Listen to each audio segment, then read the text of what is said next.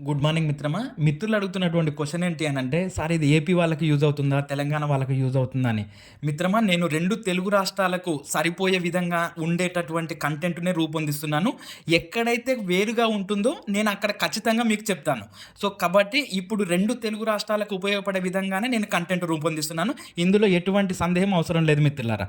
So, మన వీడియోలను మీరు 2 తెలుగు రాష్ట్రాల్లో ఉన్నటువంటి అభ్యర్థులందరూ కూడా చూడవచ్చు, వినవచ్చు. సో, చూసి అందరికి ఉపయోగపడతాయి. సో, చూస్తే మరి మన అంశం ఈరోజు మూర్తిమత్వం. మూర్తిమత్వాన్ని ఇంగ్లీష్‌లో పర్సనాలిటీ అని అంటారు. పర్సనాలిటీ అనేటటువంటి పదము పర్సోనా అనేటటువంటి లాటిన్ భాషా పదం నుండి వచ్చింది. పర్సోనా అంటే ఏంటి అనంటే ముసుగు లేదా మాస్కు అని అర్థం. అంటే ఏంటి, మన ముఖానికి, మన దేహానికి ముసుగును తొడుక్కొని మాట్లాడినప్పుడు, ముసుగును వేసుకొని ఉన్నప్పుడు ఉన్నటువంటి ప్రవర్తన అసలు ప్రవర్తన కాదు. ఆ ముసుగు లేనప్పుడు, ఆ మాస్క్ లేనప్పుడు ఉండేటటువంటి ప్రవర్తనే అసలు ప్రవర్తన. నీవు నలుగురిలో ఉన్నప్పుడు ప్రవర్తించే ప్రవర్తన అసలైంది కాదు. నీవు 4 గోడల మధ్య నీవు ఒక్కడిగా ఉన్నప్పుడు, ఒంటరిగా ఉన్నప్పుడు ఏం ఆలోచిస్తావో, ఏ విధంగా ఉండాలని ఆలోచిస్తావో అదే నీ మూర్తిమత్వం, అదే నీ పర్సనాలిటీ అని చెప్పేదే ఈ పదం వెనకాల ఉన్నటువంటి కోణం. మరి మూర్తిమత్వము ఎలా డిఫైన్ చేసామనంటే, శారీరక, మానసిక, సాంఘిక, నైతిక ఉద్వేగాల లక్షణాల మొత్తాన్ని మనము మూర్తిమత్వంగా పేర్కొంటాము. మూర్తిమత్వం యొక్క లక్షణాలు చూస్తే ప్రత్యేకమైనది, అద్వితీయమైనది. అంటే ఒక వ్యక్తి యొక్క పర్సనాలిటీ ఇంకొక వ్యక్తికి ఉండదు. అందుకని ఇది అద్వితీయమైనది, ఇంకొక ద్వితీయమైనది, రెండోది అనేది ఉండదు. అందుకని ఇది అద్వితీయమైనది, నిర్దిష్టమైనది, గమ్యాన్ని నిర్దేశిస్తుంది, గతిశీలమైనది, ప్రయోజనకరమైనది, వైయక్తిక భేదాలు ఉంటాయి, అభ్యసనం అనుభవం వల్ల ఏర్పడుతుంది, పొందికైనది, కొలవలేము కానీ అంచనా వేయవచ్చు, సార్వత్రికమైనది కాదు మూర్తిమత్వం, పర్సనాలిటీ అని. ఎందుకు అనంటే మనం చిన్నపిల్లలకు, జంతువులకు మూర్తిమత్వాన్ని ఆపాదించలేము, కానీ అభ్యసనం మాత్రం సార్వత్రికమైనది మిత్రులారా. ఇక్కడ ఒక్క క్లారిటీ ఉంచుకోండి, మూర్తిమత్వము సార్వత్రికమైనది కాదు, అభ్యసనం మాత్రము సార్వత్రికమైనది.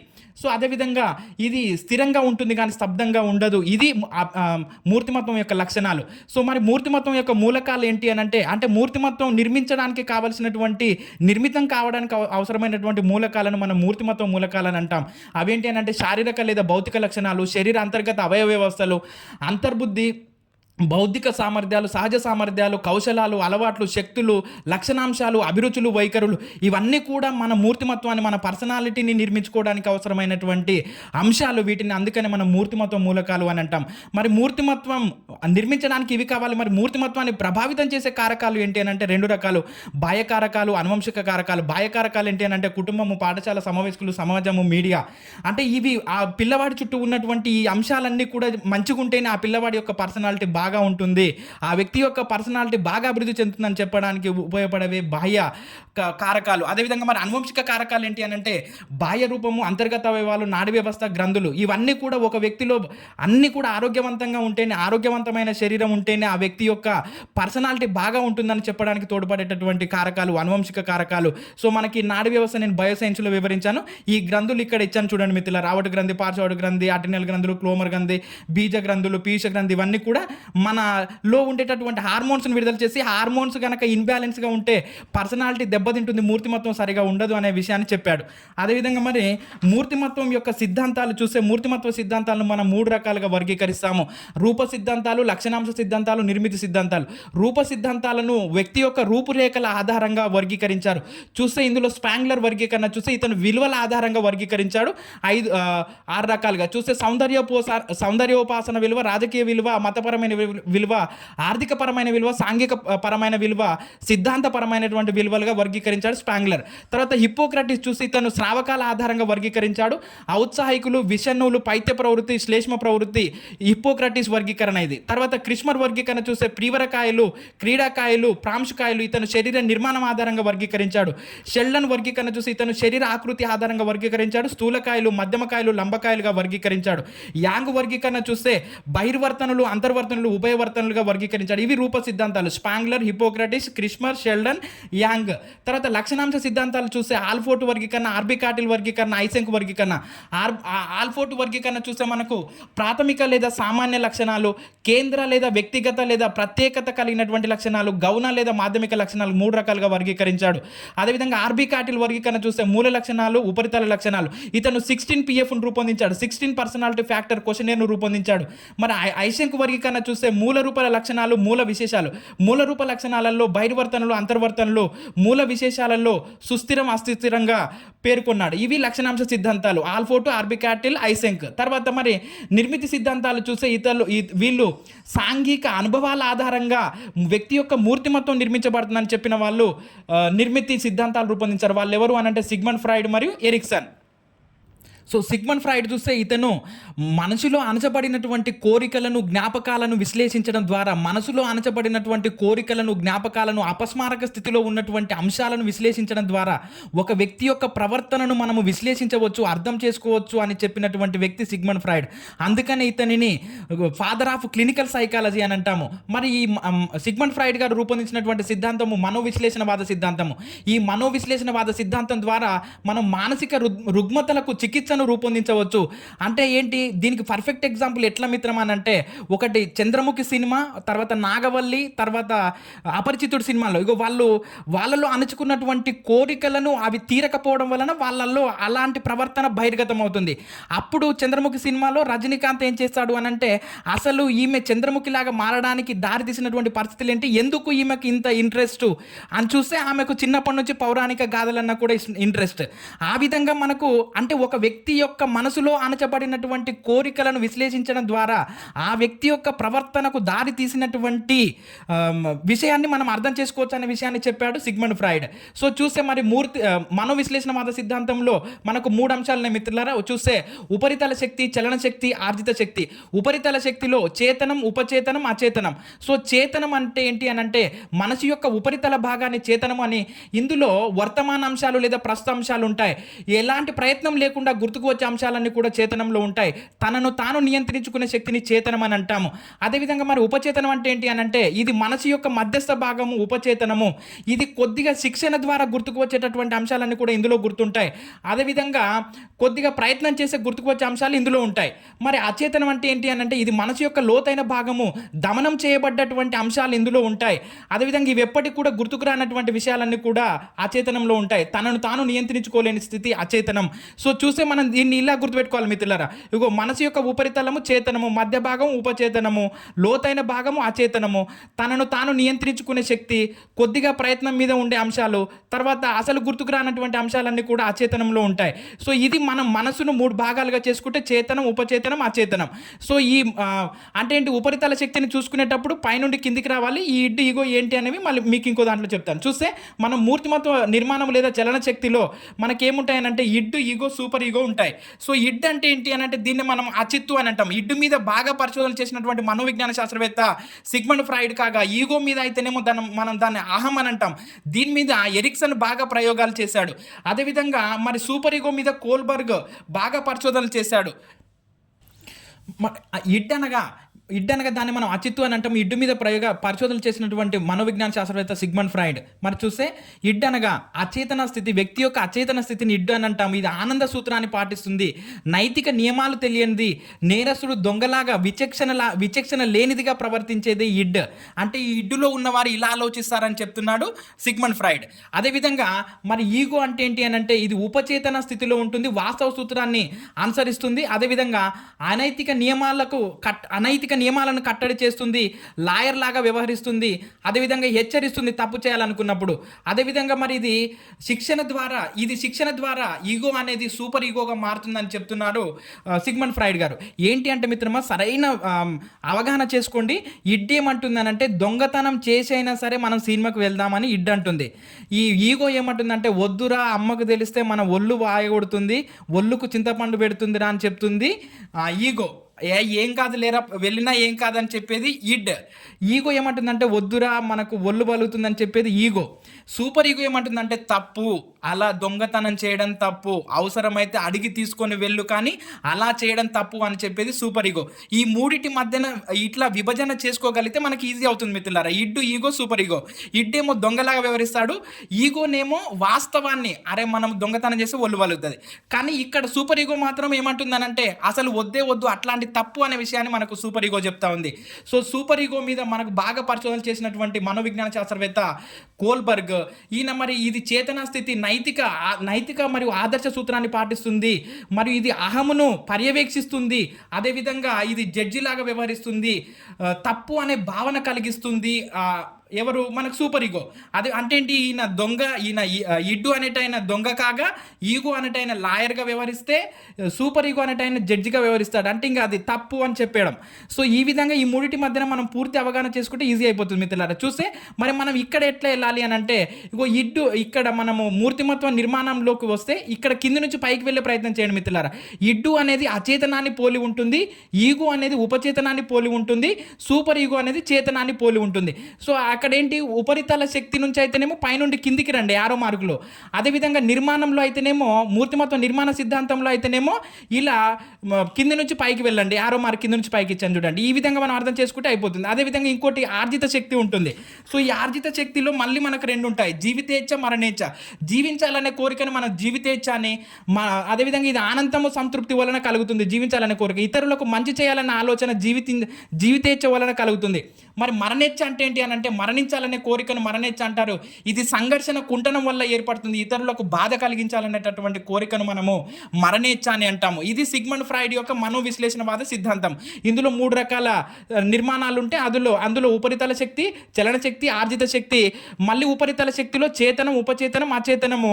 అదేవిధంగా మూర్తిమత్వ నిర్మాణంలో అచిత్తు, అహము, అద్వహం. ఇడ్డు, ఈగో, సూపర్ ఈగో. ఇడ్డు దొంగ కాగా, ఈగో లాయర్ కాగా, సూపర్ ఈగో జడ్జి లాగా వ్యవహరిస్తుంది. అదేవిధంగా ఆర్జిత శక్తిలో జీవితేచ్ఛ మరణేచ్ఛ. ఇది మనకు సిగ్మండ్ ఫ్రాయిడ్ యొక్క మనోవిశ్లేషణవాద సిద్ధాంతం మిత్రులారా. సిగ్మండ్ ఫ్రాయిడ్ రూపొందించినటువంటి మరొక సిద్ధాంతం ఏంటి అని అంటే మనోలైంగిక వికాస సిద్ధాంతం. మిత్రులారా, ఎప్పుడైనా సరే సిద్ధాంతాన్ని చదివేటప్పుడు ఆ సిద్ధాంతం ద్వారా ఆ మనోవిజ్ఞాన శాస్త్రవేత్త మనకేం చెప్పదలుచుకున్నాడనే విషయాన్ని కనుక అర్థం చేసుకోగలిగితే ఆ సిద్ధాంతాన్ని ఇంకెప్పటికి కూడా మర్చిపో మిత్రులారా. మేజర్గా మనం సిద్ధాంతాలను ఎలా చదవాలి అని అంటే దాని వెనకాల ఉన్నటువంటి ఉద్దేశం ఏంటి, ఆ సిద్ధాంతాన్ని ఎందుకు రూపొందించాడు, మనకి ఏం చెప్పదలుచుకున్నాడు ఆ సైకాలజిస్ట్ అనే విషయాన్ని అర్థం చేసుకోవాలి. సో చూస్తే మరి దీని రూపకర్త వచ్చేసి సిగ్మండ్ ఫ్రాయిడ్. మరి దీని యొక్క మెయిన్ ఉద్దేశం ఏంటి అని అంటే, ఏదైనా దశలో అవసరమైనటువంటి ప్రేమ, శ్రద్ధ లభించకపోతే ఆ వ్యక్తి ఆ దశలోనే మానసికంగా చిక్కుకుపోతాడు. ఇది పెద్దగయ్యాక ప్రవర్తన సమస్యలకు దారితీస్తుంది. ఏం చెప్పదలుచుకున్నారంటే మిత్రులారా, ఒక పిల్లవాడు ఎదుగుతున్నటువంటి క్రమంలో ఆ పిల్లవాడికి సరైన ప్రేమ, ఆప్యాయతలు లభించకపోతే ఆ ఎఫెక్ట్ అనేది వాడు పెద్దగయ్యాక వాని ప్రవర్తనలో మార్పులు తీసుకురావడానికి, వాడు సైకోలాగా లేకపోతే ఏ విధంగానైనా మారడానికి దారితీస్తుంది. కాబట్టి వానికి ఏం కావాలి అని అంటే, వాడికి ప్రేమ ఇవన్నీ కూడా ఉంటేనే వాని ప్రవర్తన బాగుంటుందని చెప్పే సిద్ధాంతమే మనకు మనోలైంగిక వికాస సిద్ధాంతము. ఈ మనోలైంగిక వికాస సిద్ధాంతంలో ఏం చెప్పాడు అని అంటే, పుట్టినటువంటి ప్రతి పిల్లవాడిలో ప్రతి శిశువులో ఎంతో కొంత లైంగిక శక్తి ఉంటుంది. ఆ లైంగిక శక్తిని అతను ఏమని పేర్కొన్నాడు అని అంటే లిబిడో, కామశక్తిగా పేర్కొన్నాడు. ఈ లిబిడో అనేది ఏ దశల గుండా వెళ్తుంది, ఈ లిబిడో సంతృప్తి చెందితే ఎలా ఉంటుంది, సంతృప్తి చెందకపోతే అతని ప్రవర్తనలో, ఆ పిల్లవాడి యొక్క ప్రవర్తనలో ఎలా ఉంటుంది అనే విషయాన్ని మనకి ఈ సిద్ధాంతం ద్వారా రూపొందించాడు. మరి చూస్తే లైంగిక వికాస సిద్ధాంతంలో మొత్తంగా 5 దశలు కలవు. సో చూస్తే మౌఖిక దశ, ఆసన దశ, శిశ్న దశ, గుప్త దశ, జననాంగాల దశ.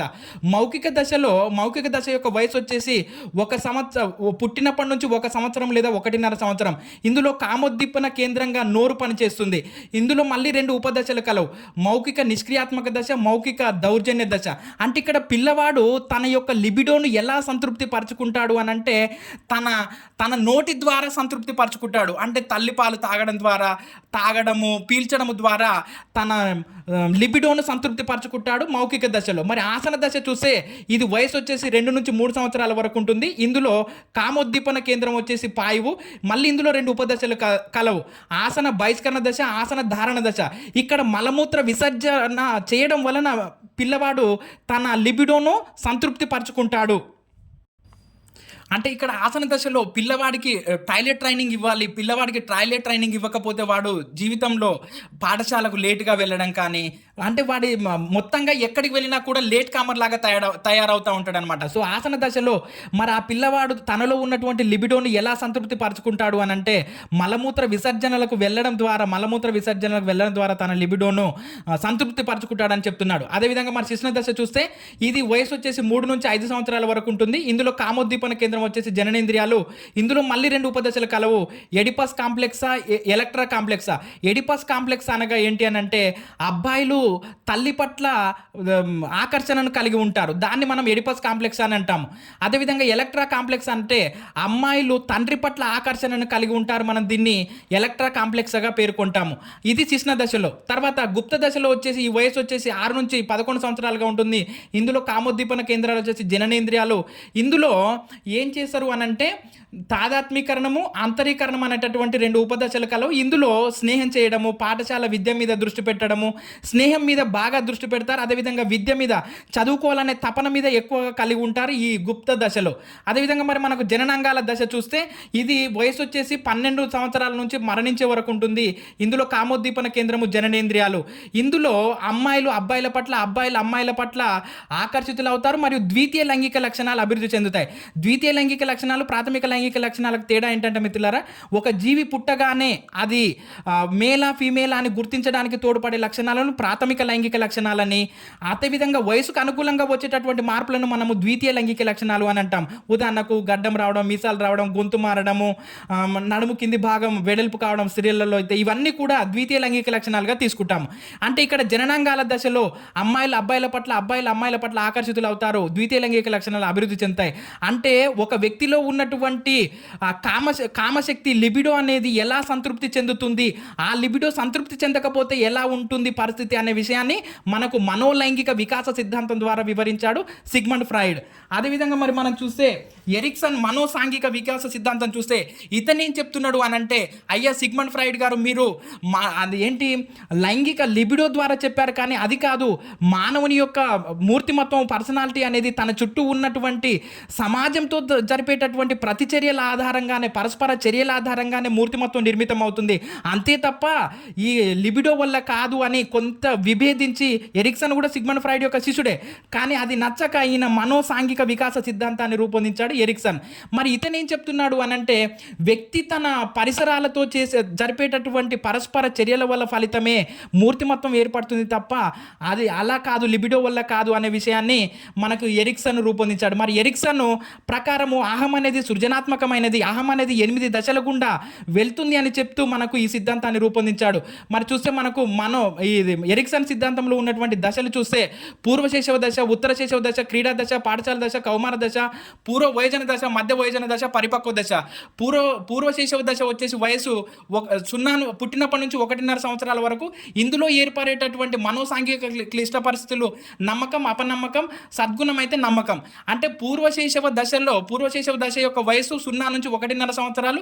ఇందులో ఏర్పడేటటువంటి మనోసాంఘిక క్లిష్ట పరిస్థితులు నమ్మకం, అపనమ్మకము, సద్గుణము, నమ్మకం. ఉత్తర శైశవ దశ 1.5 నుంచి 3 సంవత్సరాలు. ఇందులో వచ్చేసి స్వయం ప్రతిపత్తి, సందేహము, తర్వాత మనోబలం. క్రీడా దశ వచ్చేసి 3 నుంచి 5 సంవత్సరాలు. ఇందులో చొరవ, తప్పు చేశాననే భావన. ఇందులో సద్గుణం వచ్చేసి లక్ష్యం.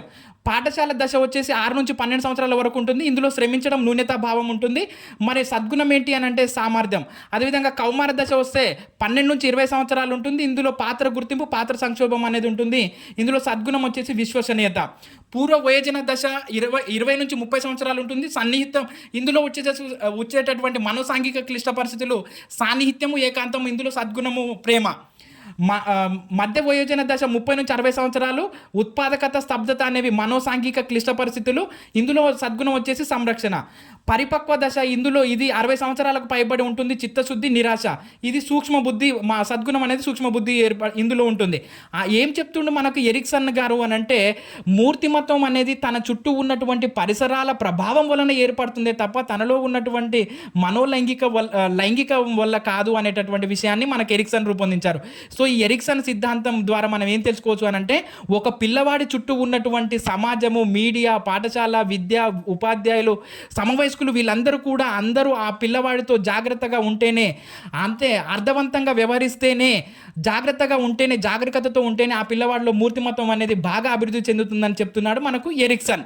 సో ఆ ఎరిక్సన్ తన సిద్ధాంతము 8 దశల గుండా పోతుంది. ఆ వయసు, మనోసాంఘిక క్లిష్ట పరిస్థితులు, సద్గుణం అనేటటువంటి విషయాన్ని మనకు రూపొందించాడు మిత్రులారా. ఇది ఎరిక్సన్ మనోసాంఘిక వికాస సిద్ధాంతం. అదే విధంగా మరి మనకు సూపర్ ఈగో మీద బాగా పరిశోధన చేసినటువంటి మనోవిజ్ఞాన శాస్త్రవేత్త కోల్బర్గ్, మీకు ఇంకా మిగిలిపోయినటువంటి సిద్ధాంతాలు ఏంటి అని అంటే కోల్బర్గ్, పియాజే, నోమ్ చామ్స్కీ, కార్ల్ రోజర్స్, అదేవిధంగా బండూరా పరిశీలన సిద్ధాంతం, ఇవన్నీ కూడా ఉన్నాయి. అవి మరొక వీడియోలో అందిస్తాను మిత్రులారా. మన వీడియో, మన కంటెంట్లు వచ్చేసి 2 తెలుగు రాష్ట్రాలకు కూడా స్పష్టంగా సరిపోతాయి మిత్రులారా. అందులో ఎటువంటి సందేహం అవసరం లేదు. ఎక్కడైనా వేరుగా ఉంది అని అంటే నేను ఖచ్చితంగా మీకు వీడియో ముందే చెప్తాను.